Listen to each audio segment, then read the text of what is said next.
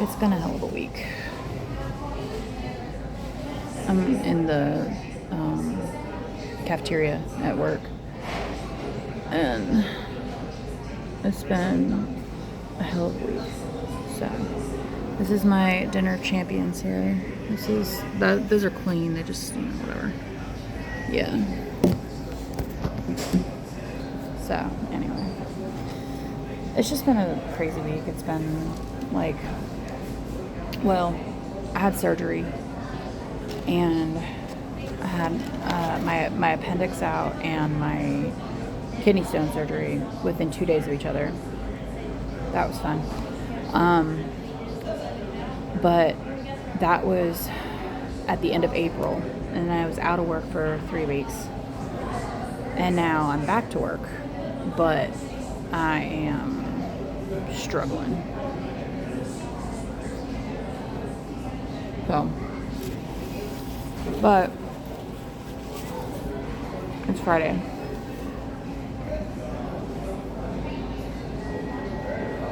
It's Friday. And I don't have to work weekends anymore, which is super nice. And working at the hospital, you never know. You never know what your hours can be. Depends on the job you have, but like, I used to work weekends when I did phlebotomy, and now I'm in registration, so I don't have to. It's nice. And I get holidays, well, every other holiday off, so it's nice.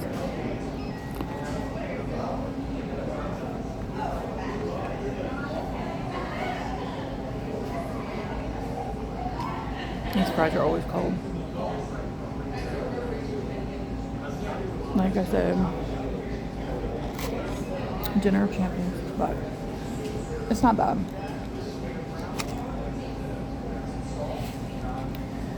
It is good though. Where's the camera? It is good.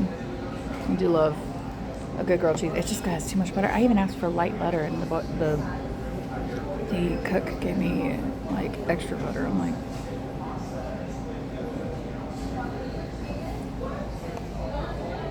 so anyway, so I had the surgeries. I went to the emergency room because I've had over 30 kidney stones. So I was pretty sure that could be what was going on, but it was a different kind of pain than normal. But it was getting progressive. It was like progressing. So my husband was like, let's just go to the emergency room. Let's just get this figured out. At the very least, get you some pain meds and see what we can do with that.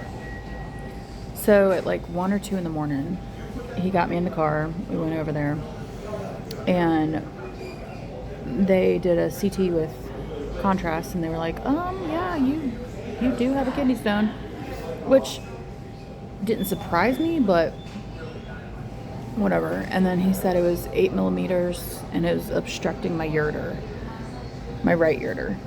So, which could potentially turn into infection if it starts to block the urine and stuff. So it's like fantastic.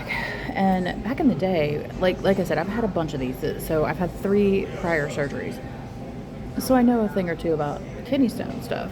Well, back in the day, they used to operate on anything over 6 millimeter. So I'm thinking, 8, okay, let's face surgery, let's whatever. And the doctor was like, yeah, make an appointment with the urologist. He may want you to try to pass it on your own, and da-da-da. And I sat there and I just looked at him like, what? Huh? Are you out of your mind? So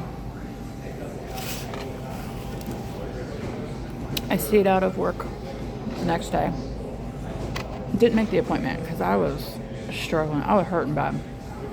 So I just didn't do anything. I slept all day. Friday, I came to work. And like I said, I work at the hospital. So after my shift, I finished up my shift. And after that, I checked into the emergency room. We call it the ED. So I checked into the ED. I keep wanting to look over here. I'm sorry, but it's over here. So I'm new. Hi, I'm new here. So I checked into the ED, And then they did another CT because our emergency room and the emergency room I went to originally, they didn't share the same system, so they couldn't see what the results were from the CT. So they redid the CT. And the doctor comes in my room to tell me the results, and he looked like baffled. And I was like, "Are you okay?" He's like, "Yeah, I'm just confused." And I was like, "That doesn't sound good." And my husband looks at me and I look at him, and then the doctor was like, No, it's fine, but you came in for a kidney stone. And I said, "Yeah." And I said, "I just need something to help me pass it, like if you have, medicine or whatever." Because usually they'll give you like a Flomax type thing. So I was like, "I just need help getting it through for the weekend until I can see my urologist." And he was like, "Yeah, well, you also have appendicitis." I have what now? So, a little bit of a backstory. Ever since I was 5 years old, I've had medical problems. Well, technically since birth, but really starting at 5 years old. Had medical problems my whole life, neurological, circulatory, gastrointestinal. Like, I've had the works. And but I've never once heard that I have anything wrong with my appendix. My appendix and my gallbladder, they were my star children. They never gave me any problems, never any issues. And I looked at the doctor and I said, "Are you sure?" And I didn't mean it like that, but it came off like that. And I said, "I'm sorry, but I've never had a problem with my appendix. Like, I've always been fine. They've checked it a billion times." He's like, "Yeah, I'm sure you do have appendicitis." And I said, He's like, "Well, I'm going to admit you." Nobody wants to hear those words. No, not even one person in this world I know of wants to hear the words, "Well, we're going to admit you." And I work here. So I was like, okay. I looked at my husband and he's like, he knew what I was going to say, but so he was kind of like staring at me like, "Do it." I was like, okay. So I ended up staying that night. The general surgeon came to talk to me the next morning, which was Saturday.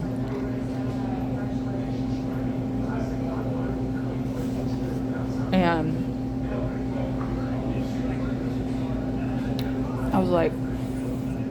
he was like, "Well, you qualify for surgery technically, but I don't think your appendix is the problem. Like, I don't think it's what's causing all that pain." And I said, "Well, I didn't either." And he said, "Oh, whatever." So I told him the story. He said, "Oh, okay." He said, "It is definitely inflamed, and it hasn't gone down since the last scan," because I did another scan before he came to see me, so that's what he was going off of. I said, "Okay." He said, "It hasn't gone down, so technically, yes, we could go ahead and take it out." He's like, "But I don't want you to expect that that's going to fix your problem." And I was like, again, I didn't even know it was a problem. So he was a little cocky. So I talked with my husband, and we decided to go ahead and do it because of the medical issues I tend to get. One less thing to worry about would be nice, even though it was never an issue before. It was because with it being swollen like that and not going down, the next step was going to be rupture. So we were like, okay, we gotta, if we can take one thing off our plate, let's do it. So his PA, the doctor's PA, came in and was like talking to me about, "Have you talked to your husband, blah, blah, blah?" I said, "Yeah." I said, "The doctor told me that the swelling hasn't gone down at all." So, and she looked at me like this, and I was like, "Is this worse than I thought?" Because I don't know why these people are like, anyway. And she's like, "Oh, well, if it was me, I would err on the side of caution." And I was like, "Yeah, I think that's what we're gonna do." So opted for surgery. Sorry. I just don't want it to get cold, and I talk a lot, so.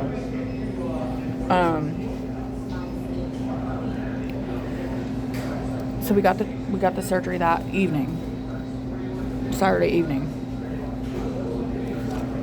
Sunday, I rested, but the on-call urologist came in to talk to me.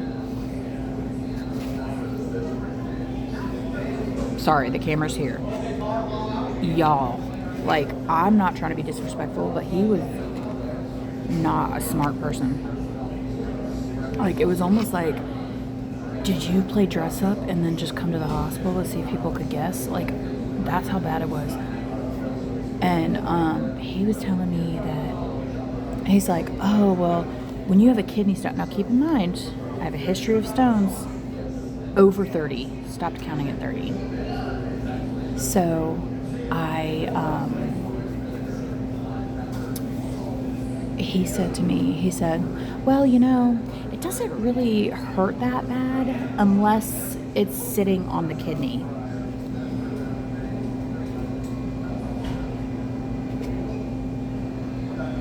Sir? Yeah. It doesn't hurt that bad unless it's sitting on the kidney. When it's moving, it doesn't really hurt as bad. Huh? What school did you go to? What school? Kindergarten? Did you go back to kindergarten to be a urologist? Because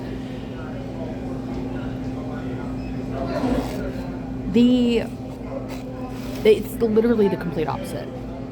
When the stone is traveling, it hurts like a bee. It hurts real bad. You want to cry, you want to scream, you're sweating profusely, you are, in my case, in the bathroom the whole time. So